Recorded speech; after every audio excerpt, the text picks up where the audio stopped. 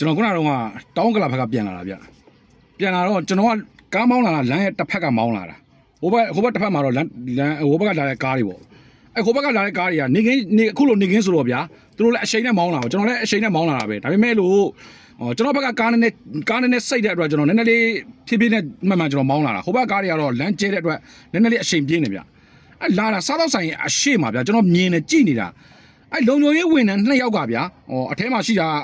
အပေါက်မှာရှိတာ2ယောက်ဆို4ယောက်လောက်ပေါ့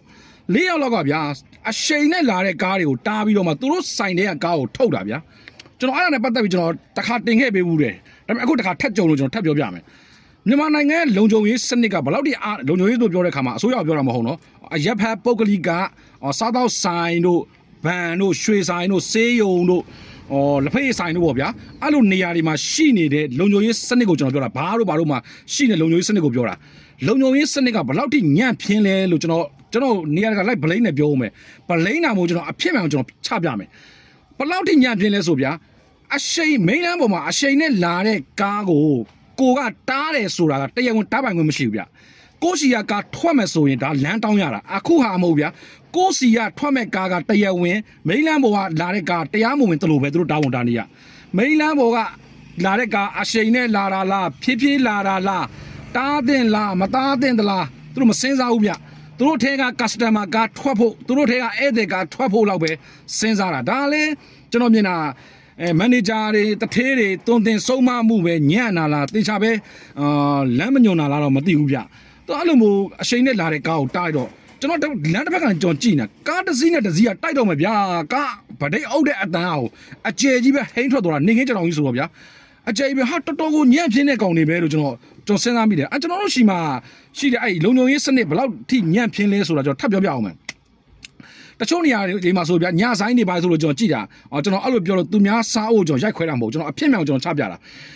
ညဘက်တွေမှာတာဝန်ကျတဲ့လူတွေကြည့်ပါအဖိုးကြီးတွေအသက်ကြီးတွေတာဝန်ကျတယ်ကျွန်တော်ကြည့်နေတာသူများနိုင်ငံမှာလုံခြုံရေးဆိုတာဗျာခတ်တောင်းတင်းနေတခိုးတွေဓမြတွေရန်ကာကွယ်ပေးနိုင်မဲ့လုံခြုံရေးကိုခန့်တာဗျာကျွန်တော်ရှိကကြတော့လုံခြုံရေးမရှိမဖြစ်ဘူးဆိုတဲ့ပုံစံမျိုးနဲ့ပဲလုံခြုံရေးထားတာအဲ့တော့အသက်ကြီးပိုင်းနေပြီးတော့တချို့ကြီးခနဲ့တွေထားတာတော့စိတ်မချမ်းသာဘူးဗျာတချို့ကြတော့လဲတန်မရှိပါတယ်ဒါပေမဲ့လုံခြုံရေးလုတ်တဲ့လုတ်အိုက်တဲ့ပုံစံမျိုးမလုတ်ဘဲနဲ့သူတို့အချိုးတွေကလေဘယ်သူမှဂီယူမဆိုင်ဘူးကွာငါ့ကိုပေးတာတောင်းဝင်ငါကြေပုံရမယ်ကွာဆိုတဲ့ပုံစံမျိုးခုနလိုပုံစံမိန်းလမ်းပေါ်မှာလာတဲ့ကားတွေကိုအရှိန်နဲ့လာတဲ့ကားတွေကိုတားတဲ့ပုံစံမျိုးတွေအဲ့လိုမျိုးတွေလုတ်တာကလုံးဝအဆင်မပြေဘူးဗျာတချို့ကြတော့လဲဗျာအိမ်မှာငါတို့အဖေကအသက်ကြီးပြီလားကျွန်တော်ပြောတာကျွန်တော်တက်တယ်ပြောတာနော်တချို့လူတွေတော့တက်တယ်ပြောတာငါတို့အဖေကအသက်ကြီးပြီဆိုတော့အလောက်ကလုံခြုံရေးအလုပ်ပဲလုပ်ရတော့မယ်အဲ့လိုမျိုးကိုမိဘကိုတက်ခိုင်းစားတဲ့ကောင်တွေရှိသေးတယ်အဲ့လိုလူတွေလည်းကြည့်ထားပါဒါလုံးဝမကောင်းဘူးဗျ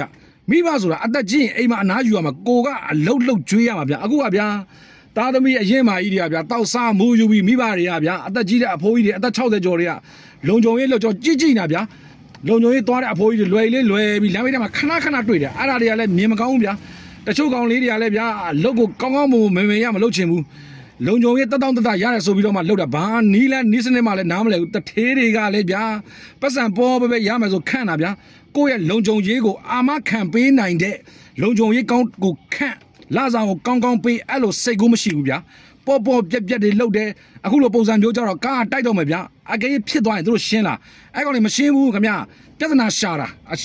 အထဲမှာနေပြီးတော့မှ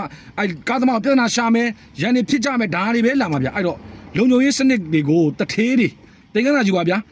ကိုမိဘတွေကိုခိုင်းစားနေတဲ့လူတွေရှိမှဆိုလို့ရှိရင်သင်္ကန်းစာယူပါလုံခြုံရေးစနစ်ကိုကောင်းလေးထားပေးပါသူများနိုင်ငံတွေမှာလုံခြုံရေးလုံးမဲ့လူကို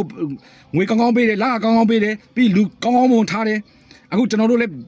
စဉ်းစားရအောင်လူကောင်းမွန်ထားဘာမှနားမလဲတဲ့သူတွေကိုမထားပါနဲ့လို့ကျွန်တော်လုံခြုံရေးစနစ်နဲ့ပတ်သက်ပြီးကျွန်တော်ပြောပေးချင်ပါတယ်ကျွန်တော်ရဲ့ပြောချက်လေးကိုမကြိုက်နေတဲ့တည်းရှိတော့ကြိုက်နေတဲ့တည်းရှိတော့အဆုံးထိနားထောင်ပေးရတဲ့ကျေးဇူးများကြီးတင်ပါတယ်လို့